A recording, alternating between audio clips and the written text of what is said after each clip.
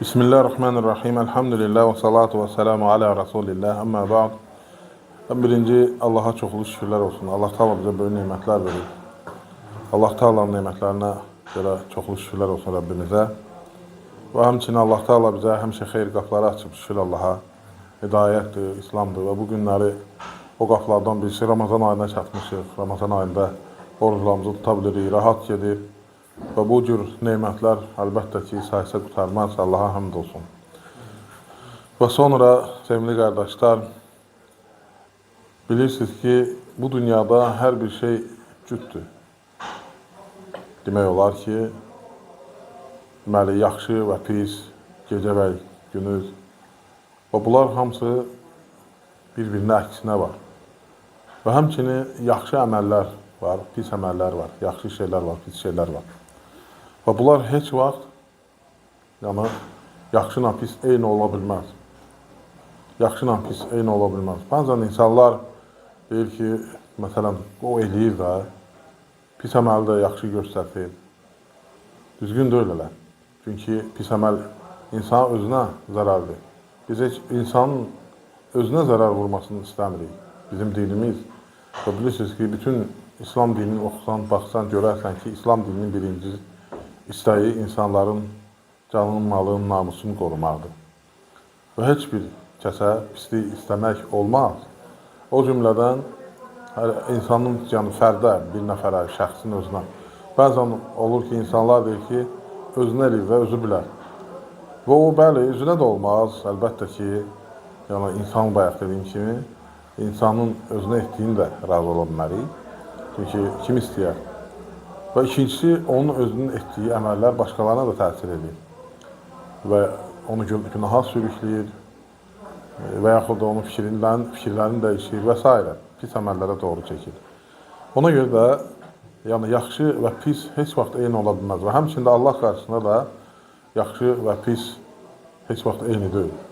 Yaxşıya Allah Teala yaxşı mükafatlar vəd edir və pisə pis yəni, cəzalar vəd edir. Ona görə də biz də çalışmalıyıq ki, yaxşı ilə pisi ayıraq və yaxşının ardınca gedək və pisdən çəkinək. Və Allah Subhanahu Teala buyurur ki, قُلْ لَا يَسْتَوِ الْخَبِيثُ وَالطَّيِّبُ وَلَوْ أَعْجَبَكَ كَثْرَةُ الْخَبِيثِ فَاتَّقُوا اللَّهَ يَا أُولِي الْأَلْبَابِ لَعَلَّكُمْ تُفْلِحُونَ. Pislə, murdar şeylə yaxşı eyni ola bilməz. Səni xoşuna gəlsə belə. Ey ağıl sahibləri, Allahdan qorxun ki, bəlkə nicat tapasınız. Və bu ayət-i şərifdə də gördüyünüz kimi Allah Subhanahu Taala açıq-aşkar şəkildə buyurdur ki, yaxşı ilə pis, yəni murdarla çirkin və yaxşı heç vaxt eyni ola bilməz. Heç bir şeydə.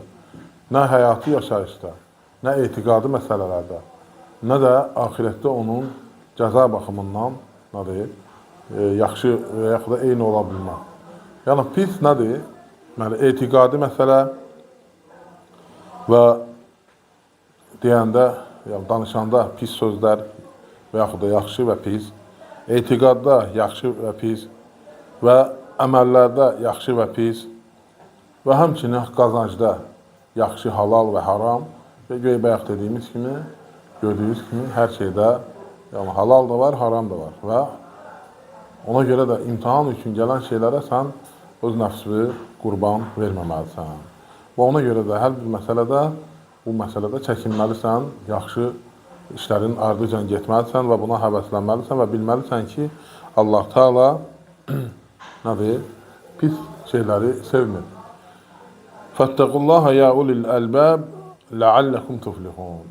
Deməli, ey ağıl sahibləri, yəni ağıl sahibləri bunu başa düşür, düşünür, fikirləşməlisiniz. Yəni, Allahdan qorxun. Nəyə görə Allahdan qorxun dedi? Çünki cəza verəcəkdir. Sən elə bilmək ki, pis danışıqlarınla, pis etiqadınla, pis əməllərinlə, pis qazancınla yaxşı qazanacaqsan. Heç vaxt ola bilməz. Ona görə ki, Allahdan qorxun. Yəni, o cəza gününün, hesabı günü yəni, yadınıza salın və qorxun, bəlkə nicat tapasınız. Və bəzən insanlar olur ki, görürsən ki, fikirləşir ki, xoşuna gəlir, məsələn, yaxşıdır, öz nəfsinin ardıcan gedən insanlardır. Və ayətdə nə deyir? Allah Teala buyurur ki, وَلَوْ أَعْجَبَكَ كَثْرَةُ الْخَبِيثِ.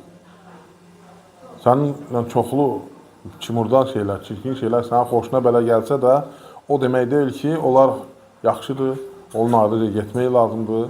O nədir? Belə mükafatı da yaxşı olacaq. Xeyr, o yaxşı deyil və insan onun ardıca getməməlidir, nəfsinə uymamalıdır. Və bəzən olur ki, insan pis əməlləri eləyir və onu da yaxşı göstərməyə çalışır. Və bəzən olur insanlar görürsən, deyir ki, görürsən, məsələn, pis işlər görür, haram işlər görür, amma yaxşı yaşayır. Elə deyil. Yəni həyatının yaşayışına belə baxsan, görərsən ki, yəni heç bir şeydə ləzzət almır. O sadəcə sıxıntılıqdan daha çox günahlara getməyi, daha çox şeytana uymağı, özünü elə bil ki, rəva görür, güyamış rahatlıq axtarır. Əgər elə olmasaydı, o cür insanlar nə axtarmazdı, rahatlıq axtarmazdı hər şeydə, hər bir işdə. Görürsünüz ki, rahatlıq tapa bilmirlər, mühüm. Yəni, sənə xoşuna gəlsə, belə də o demək deyil ki, Allahın da xoşuna gəlir və yaxud da onun mükafatı yaxşı olacaqdır.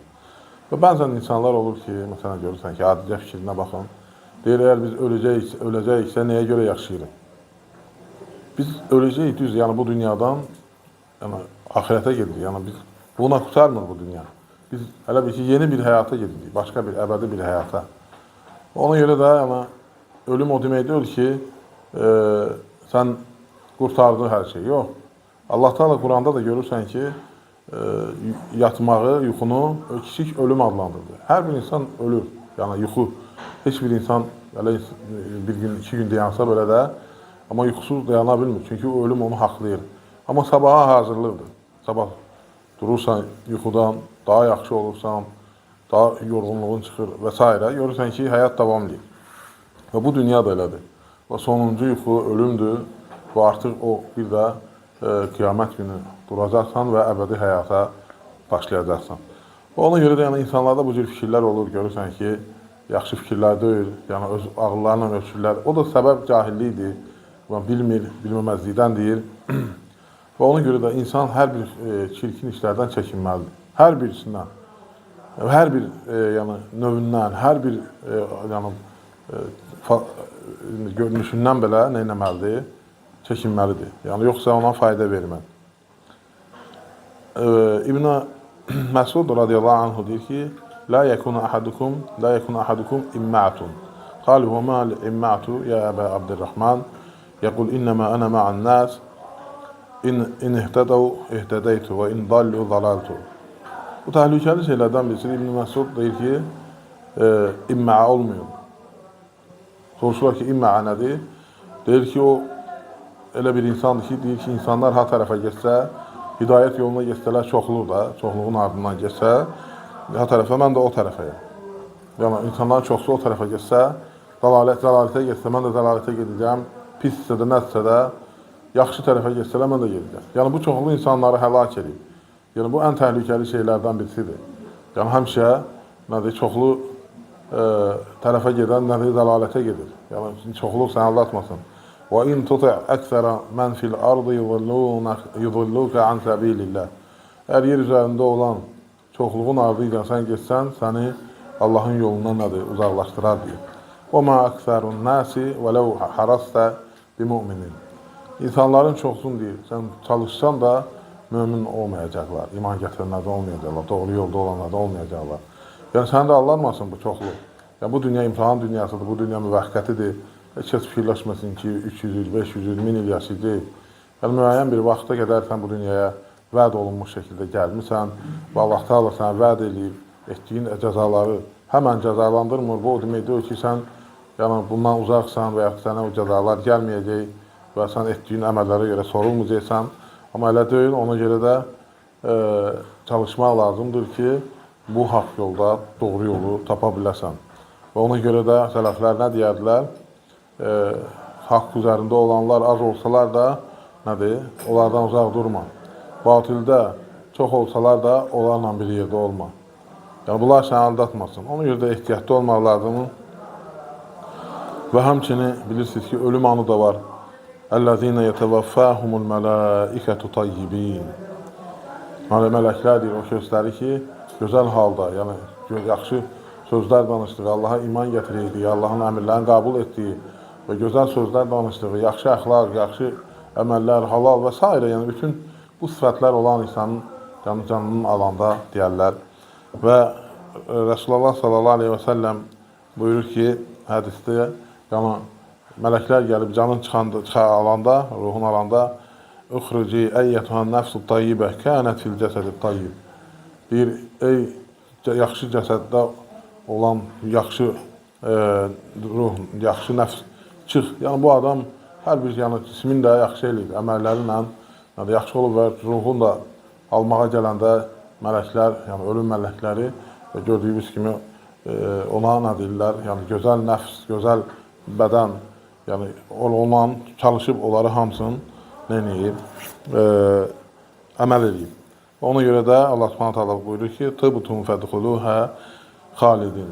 Yəni gözəl olduğunuz halda əbədi cənnətə girin. Yəni o cürmü bayaq dediyim kimi, o hansı ki, o özlərin pis şeylərdən, murdar şeylərdən qoruyublar və yaxşı olublar. Ona görə inşallah biz də bu mübarək Ramazan ayında, gözəl Ramazan ayında nəfsimizi təmizləməliyik, halallara meyllənməliyik, haramlardan uzaq durmalıyıq, biz pislərdən çəkinməliyik, yaxşı işlər görməliyik, yəni özümüzü tərbiyələndirməliyik, Allahdan qorxmalıyıq.